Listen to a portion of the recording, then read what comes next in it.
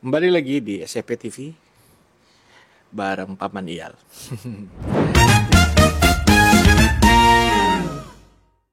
Ini menarik karena apa?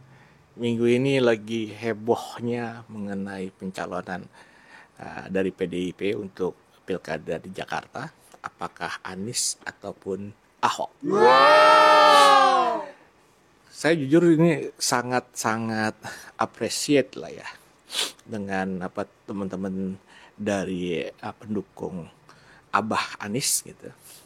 Ini anak-anak Abah ini kayaknya gencar banget sekarang lagi memuji PDIP ataupun Ibu Mega. Luar biasa. Ini satu hal yang sebelumnya nggak pernah dilakukan. Nah, seperti apa ya, kita tahu bahwa dulu Anies ini atau pendukungnya Anies ini agak berseberangan dengan PDI Perjuangan. Lucunya sekarang yang saya mau sorotin adalah kenapa kalian itu menjilat-jilat memuji-muji PDI Perjuangan. Kita sama-sama tahu ya bahwa Anies ini kan gak punya partai ya, dan dia juga waktu kemarin sudah bersandang ke DPD PDI Perjuangan, bertemu dengan Pak Prasetyo.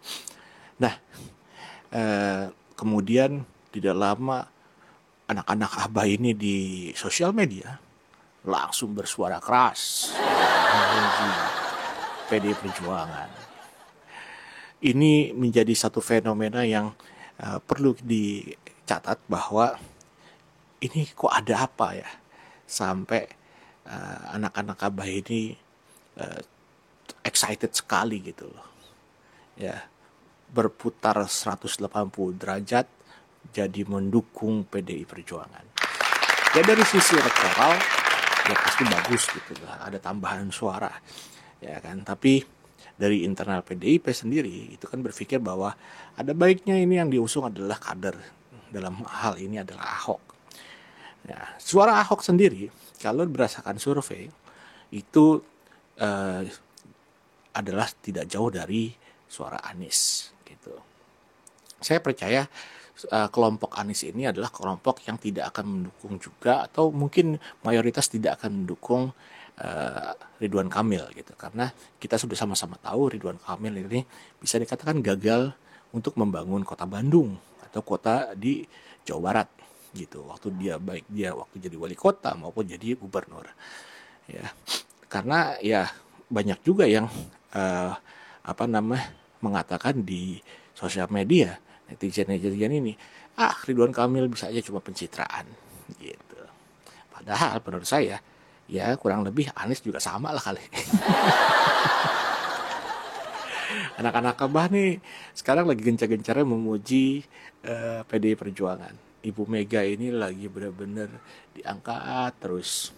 Tapi kita sebenarnya kalau saya boleh berbicara harusnya belajar dari apa ya, dari Ahok, dari kemudian Jokowi gitu ya, dimana ada garis besar yang sangat berbeda antara Ahok dan juga Jokowi. Ahok yang orang yang kita kenal punya integritas ya kan, di mana dia memang memiliki tujuan untuk membangun bangsa ini, membuat punya integritas, punya transparansi ya kan. Jadi dan dia tidak punya track record yang yang sangat berbeda, yang jauh merugikan pembangunan negara ini, kecuali waktu dia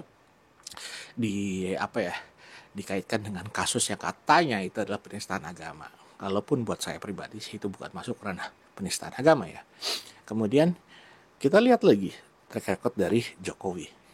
Jokowi memang dia adalah orang yang dianggap dulu mempunyai integritas yang tinggi untuk membangun negeri. Tapi bedanya Ahok dengan Jokowi adalah apa? Ahok ini tidak merasa terlena dengan dukungan dari pendukungnya, sedangkan Jokowi merasa terlena sampai akhirnya dia dia bisa menganggap dirinya ini lebih hebat dari partai-partai. Padahal antara hubungan partai dengan orangnya sendiri ini adalah hubungan yang saling terikat. Gitu. Nah, kemudian apa yang terjadi dengan Jokowi?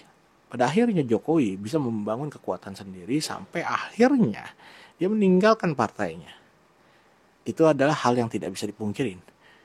Nah, trauma hal seperti ini bisa menjadikan trauma yang sangat kuat sebenarnya. Dan apakah akan terjadi juga dengan Anies? Nah, saya nggak bisa bilang bahwa ini pasti akan terjadi. Tapi melihat gelagat yang ada, bahwa Anies ini punya kekuatan yang memang eksklusif sendiri dari para pendukungnya. Namun, kita bisa tahu bahwa pendukung Anies ini adalah pendukung garis keras, di mana dia sepertinya tidak membutuhkan partai pengusung untuk tetap bisa berdiri di belakangnya Anies.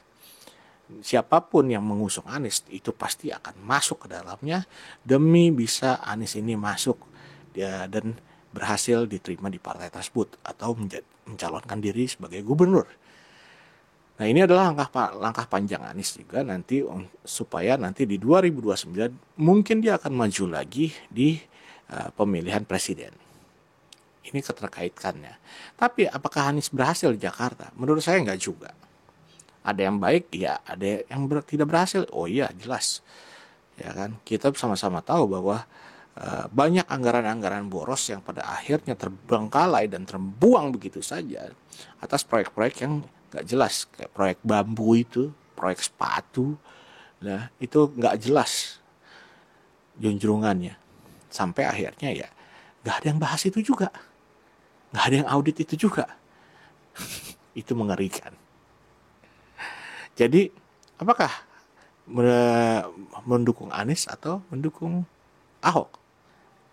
Saya tidak tahu kalau untuk kalian. Tapi untuk saya, tetap saya pilih Ahok.